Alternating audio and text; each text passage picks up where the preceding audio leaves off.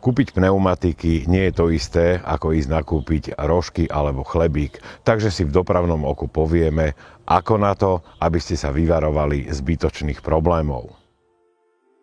Jar je už v plnom prúde, denné teploty postupne rastú, no a pomaly prichádza čas na prezutie vášho vozidla zo zimných pneumatik na letné. Kto má dve funkčné sady na diskoch, ten má na pár rokov vystarané, čaká ho v pneuservise len ich prehodenie s vyvážením kolies. Určite odporúčam po zime si dať spraviť aj geometriu. Mnohí sú však v situácii, že musia kúpiť nové pneumatiky a tým chceme dať pár dobrých rád, nech ušetria čas a zbytočné problémy s nesprávnym nákupom. Doba pokročila a pneumatiky kupujeme hlavne cez internetové e-shopy. Ľudia si k ním sadnú, obvykle narýchlo šup naklikajú a keď si prídu vyzdvihnúť tovar alebo im ho kuriér prinesie, zrazu zistia, že si objednali rozmerovo zlé pneumatiky a problém je na svete. Treba ich vrátiť, objednať nové, čakať na ne a čas beží. Aj pneuservisy sa už postupne zaplňajú zákazníkmi a chce to len tak málo. Nájsť si čas, pripraviť sa a sústrediť sa na celý nákup.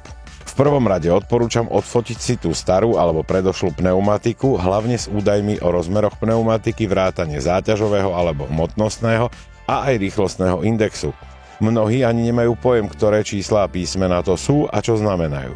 V e-shopoch však viete nájsť aj tieto informácie, obvykle v sekcii Odborná pomoc, kde nájdete všetko potrebné okolo pneumatík. Všetky informácie, ktoré k objednávke potrebujete, sa nachádzajú na pneumatike a sú zapísané aj vo veľkom technickom preukaze v bode 41 rozmer a druh pneumatík na náprave alebo v bode alternatívnych rozmerov pneumatík a diskov.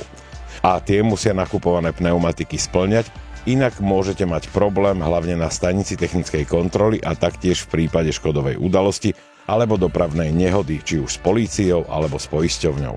Takže než začnete pneumatiky objednávať cez e-shop, skontrolujte si údaje z fotky pneumatiky so zapísanými povolenými rozmermi vo veľkom technickom preukaze, vrátane záťažového a aj rýchlostného indexu. Tie musia byť rovnaké alebo môžu byť vyššie, nie nižšie. Ak sú informácie správne, môžete začať s objednávaním. Základom vyhľadávania sú prvotné informácie, že sa jedná o pneumatiky osobné letné. Ďalej si v konfigurátore vyznačíte samotný rozmer pneumatiky, teda šírku, výšku a priemer.